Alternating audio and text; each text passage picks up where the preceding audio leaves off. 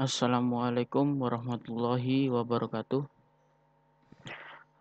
Perkenalkan, nama saya Rafli Divanandra Rahmadani dengan NPM 06 2020 107320. Di sini saya akan menjelaskan tentang program praktikum dari sistem operasi modul yang pertama. Di sini saya akan langsung menjelaskan. Untuk soal yang pertama, di sini jelaskan pengertian sistem operasi dengan bahasamu sendiri.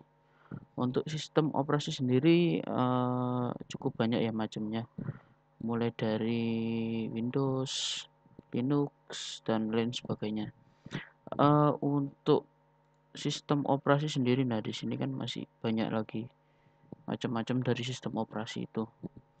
Sistem operasi sendiri yaitu sebuah sistem yang digunakan untuk menghubungkan perangkat lunak atau software dengan perangkat keras atau hardware dan terdiri dari berbagai komponen metode kerja yang digunakan untuk memerintah serta menjalankan perangkat yang dimiliki. Jadi intinya sistem operasi itu sendiri yaitu untuk menghubungkan software dan hardware. Semisal satu contoh kayak keyboard kita sambungkan. Jadi sistem operasi itu memerintahkan untuk menjalankan perangkat yang dia miliki seperti keyboard, kita menjalankan seperti biasa gitu. Kurang lebihnya begitu untuk soal yang pertama. Untuk soal yang kedua, apa yang terjadi jika Linux Ubuntu diinstal pada disk yang sama dengan sistem operasi Windows? Mungkin yang terjadi untuk jika sistem Linux Ubuntu dan Windows diinstal pada disk yang sama, kemungkinan sistem akan mengalami overwriting, di mana sistem operasi dari Linux akan menimpa data-data yang berada pada sistem operasi Windows itu sendiri. Begitu, kurang lebihnya begitu untuk penjelasan nomor 2. Untuk penjelasan yang nomor 3, jelaskan apa itu bootable dan apa kegunaan dari bootable.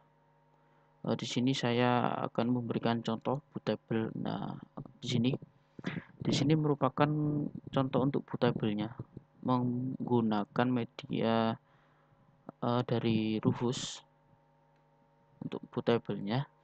Jadi bootable sendiri adalah sebuah media penyimpanan seperti flash disk yang di dalamnya terdapat sebuah sistem operasi yang siap untuk dipasang, dan kegunaannya sendiri bootable adalah sebagai sarana instalasi sistem operasi dan bisa juga sebagai sarana pemulihan data di saat sistem operasi sedang error. Nah, jadi fungsi dari bootable di sini untuk menginstal suatu OS seperti kayak Windows dan Linux dan sebagainya begitu. Ini sedikit contoh untuk nomor 2. Mohon maaf, untuk nomor 3 bootable. Selanjutnya untuk yang nomor keempat. Untuk nomor 4 sendiri di sini soalnya adalah apa itu grup bootloader yang diinstal pada Linux Ubuntu. Nah, di sini saya kasih contoh untuk bootloadernya. Nah, kira-kira begini untuk bootloader dari Linux. Pengertian dari bootloader di sini adalah sebuah program yang menampilkan pilihan sistem operasi pada saat melakukan proses booting. Nah, di sini Jadi grup bootloader di sini dia akan menampilkan ketika awal untuk booting, dia memberikan pilihan untuk sistem operasi Ubuntu atau sistem operasi Windows. Di sini adalah untuk sistem operasi Windows ya. Jadi user akan memilih mau masuk ke Windows atau ke Ubuntu. Jika untuk masuk ke Ubuntu ya kita klik enter Ubuntu. Jika masuk ke Windows ya kita pilih Windows dan klik enter. Itu kurang lebihnya. Lanjut untuk soal yang kelima. Untuk soal yang kelima, apa yang terjadi apabila Windows diinstal pada SSD dan Linux Ubuntu diinstal pada HDD? Untuk studi kasus laptop dan PC mempunyai hard drive 2. Ketika laptop PC dinyalakan, kemanakah booting akan diarahkan? Untuk kasus pada nomor 5 ini, untuk proses booting akan diarahkan kepada SSD yang berisikan Windows dikarenakan booting dari SSD tersebut sangat cepat dibandingkan untuk hard drive sendiri, untuk hard disk. Karena emang kebanyakan kelebihan dari SSD sendiri yaitu sistemnya dia cepat ya untuk proses dari booting. Untuk soal yang keenam, apa saja kendala ketika melakukan dual boot Linux dan Windows? Nah, untuk kendala saya sendiri, awalnya laptop saya ini merupakan partisi hard disk yang bertipe dynamic static. Kalau nggak salah dynamic static. Nah, waktu itu saya menginstal, nggak tahu kenapa nggak bisa. Saya lihat referensi di Google, ternyata memang ada beberapa partisi yang berbeda.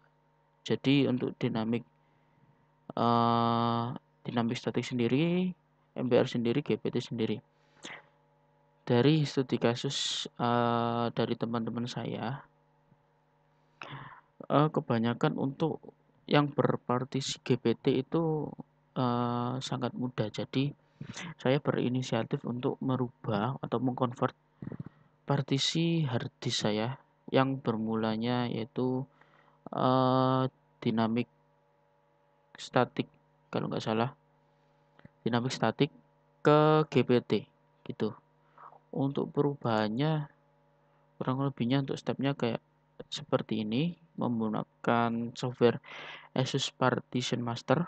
Nah, di sini untuk disk kita klik kanan untuk convert to GPT itu. Jadi untuk partisi hard disk saya sekarang sudah ke GPT dengan partisi GPT. Untuk melihatnya partisi kita GPT, MBR atau dinamik, kita bisa lihat di sini. Kita klik, mohon maaf, bukan dinamik statik ya, ternyata dinamik disk gitu. Kita klik kanan pada disk 0 ini, masuk ke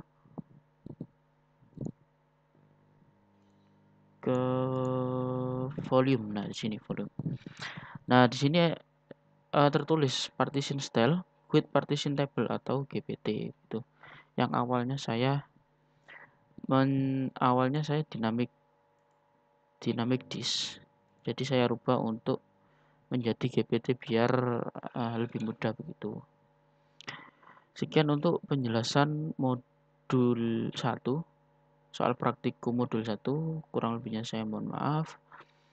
Wassalamualaikum warahmatullahi wabarakatuh.